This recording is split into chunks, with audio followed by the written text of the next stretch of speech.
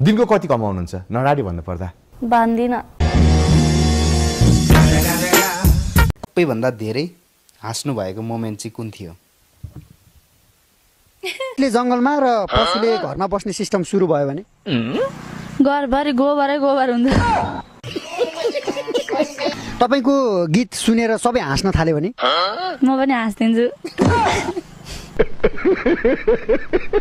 बिहान उठ्दा आफूलाई छोराको रूपमा पाउनुभयो भने गन्जी लाएर हिँड्छु। छोराले के गर्छन्? बुहारी ल्याउँछन्।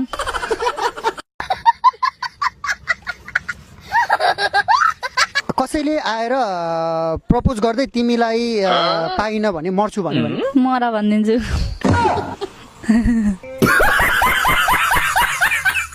तपाईको गीत सुनेर सबै हाँस्न थाल्यो भने म पनि हाँस्दिन्छु।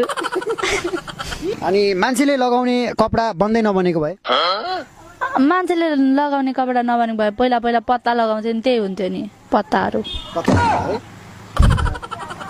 कस्तो हुन्छ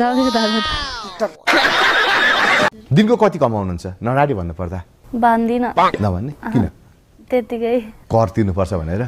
कसलाई तिर्ने कर? सरकारलाई कर तिर्नुपर्छ थाहा छ होइन? थाहा छैन। धेरै कमाइ गरेपछि त होइन तपाईले केही पैसा त सरकारलाई कर तिर्नु पर्यो, ट्याक्स तिर्नु पर्यो नि त। बाइकहरुको पो तिर्ने त कर त हैन।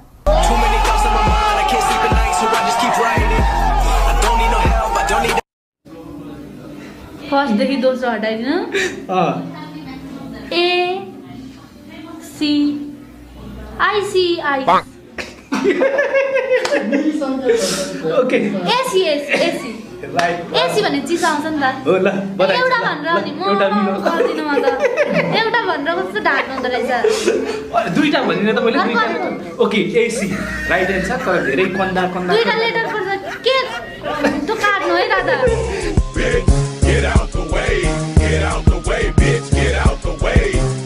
कस्तो सम्मको मेसेज आउँछ तपाईलाई माया प्रेम सम्बन्धी? के सम्म भनेर मेसेज पठाउँछन् अलिकति हामीलाई भनिदिनुहुन्छ? अघि यो क्वेसन सोधिदिन भन्नुभएको हैन? तर सोध्नु मन लाग्यो क्या। मलाई रकेट चढ्न मन छ भने मैले रकेट चढ्न पाउँछु त, त्यस्तै हो नि त।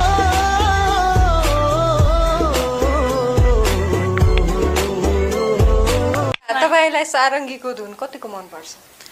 धेरै मन पर्छ त्यो सारङ्गी सुन्दा त। तपाईँ भावुक हुनुहुन्न? भावुक हुनुहुन्न तपाईँ? त्यस्तै हुन्छ। तपाईलाई चन्द्रमामा जान मन छ? तपाईलाई मन छ?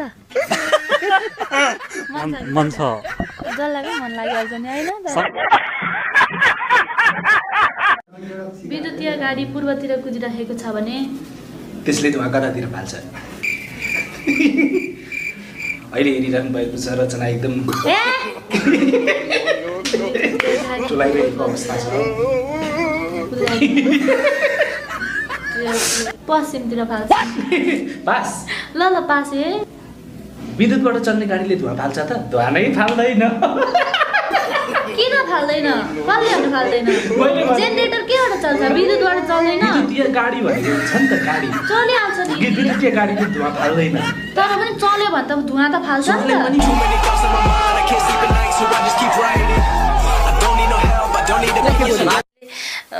अलिक जाने जस्तो गरेर बोल्थे होला नि त अनि हैन?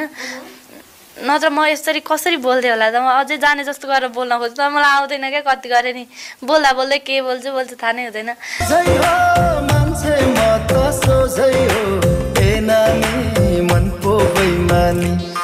धेरैको गीत गाइसक्नु भएको छ होइन? तपाईलाई मनपर्ने सङ्गीतकार चाहिँ को हुनुहुन्छ?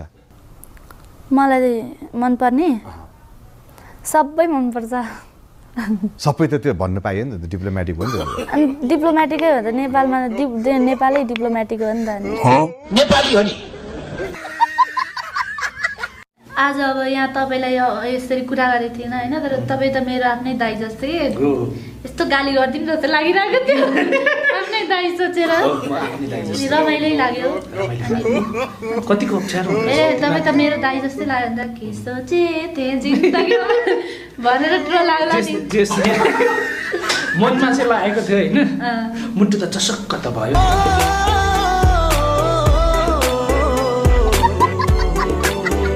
ट्रोलहरू बनिँदाखेरि चाहिँ कस्तो लाग्दो रहेछ कुनै कुनै हुन्छ नि है एकदमै रमाइलो लाग्छ किनकि अब माया गरेर बनाउनु भएको होइन सबैजना मलाई देखेर चाहिँ के भन्छ मैले बोलेको सुनेर हाँस्नुहुन्छ होइन त्यो मलाई कतिले त झापालीसँग नसकिने भयो भन्ने जस्तो पनि हुन्छ है झापालीहरू एकदम ट्यालेन्ट हुन्छन् भन्ने पनि हुन्छ नि त झापाली होइन नेपालीहरू सबै नेपाली हो नि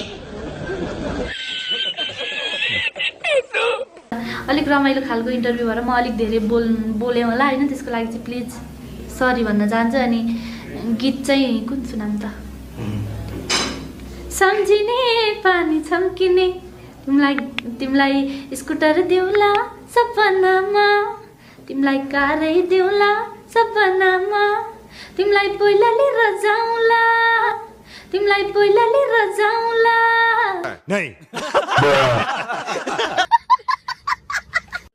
अनि पछि कलेजमा पनि भक्का खाँदै जाँदाखेरि जहिले ढिलो भइहाल्थ्यो चाडोमा चाहिँ होइन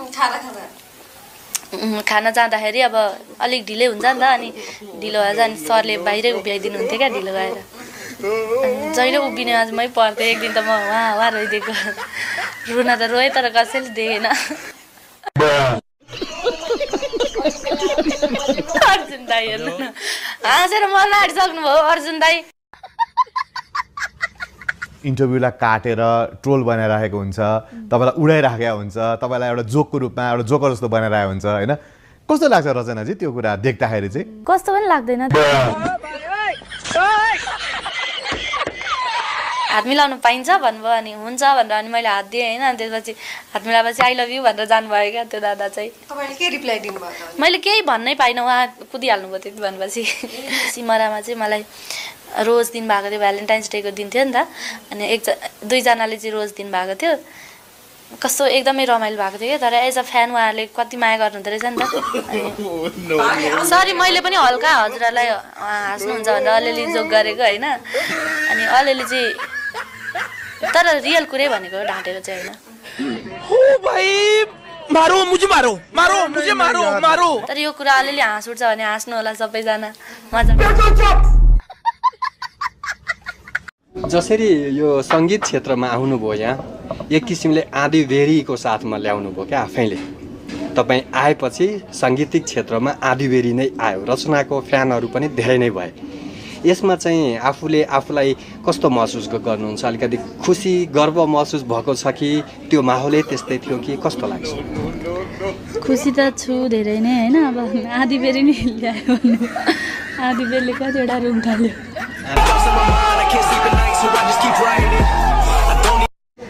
चर्किएको युट्युब च्यानल पनि छ यहाँको होइन हजुर त्यहाँबाट पनि पैसा छापेको होइन क्या